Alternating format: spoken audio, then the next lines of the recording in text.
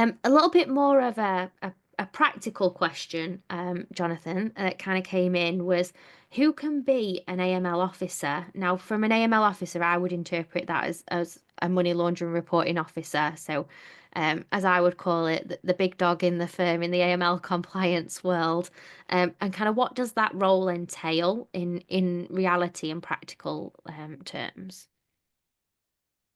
Well, I mean, you would expect it would be somebody that's senior within the firm.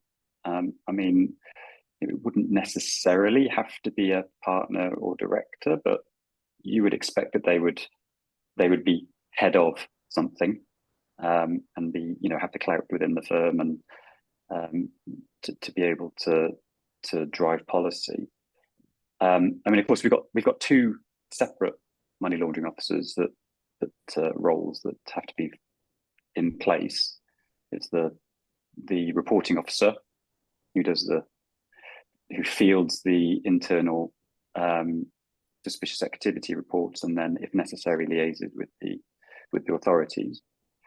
And we've got the compliance officer, the money laundering compliance officer, which was introduced, I think, in 2017. And that person is more like an internal policy maker. Now, very often they're the same person, but they're effectively two roles. But yeah, you would expect it to be someone very senior. Yeah, I think that's important, isn't it? They've got to have the line into the board and the senior management team, and so really they need to have we often a seat at the table. If you want to say that, they need to have that open, direct communication line because without that, I would, in my personal view, is it would make it very difficult to build a compliance program that works and is effective and that everybody is on board with it. Kind of, you have to start at the top to the bottom and the bottom to the top in order. Everybody has to be on the same train.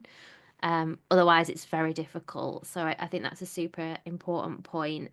Even if you're not if they're not a senior leader, they need to have that place where their voice is heard and everyone else can hear it as well.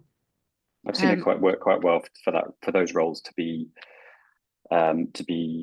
uh, rotated. So it's not the same person for 10 years. mm, Maybe there's a tenure of 2 or 3 years. So yeah. that there's somebody comes in and they put their stamp on things. They refresh the firm's approach to economic crime, um, and then it's not so burdensome. Then you're not. It's a limited time thing. That can work quite well. Yeah, always have an understudy as well. I think that's always good. I always think that's good advice. Think about your understudy. If you're not there, if you're on annual leave, if you fell ill tomorrow, who would pick up in your absence?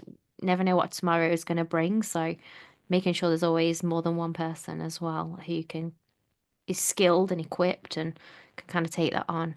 I